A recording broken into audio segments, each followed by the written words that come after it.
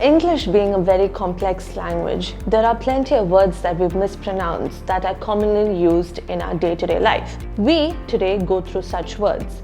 The first one being epitome.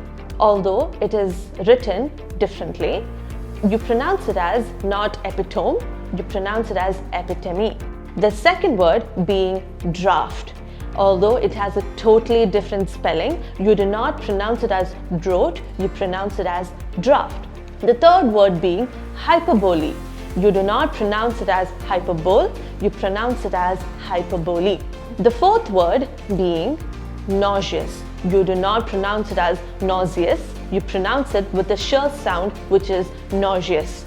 The last and final word being mischievous.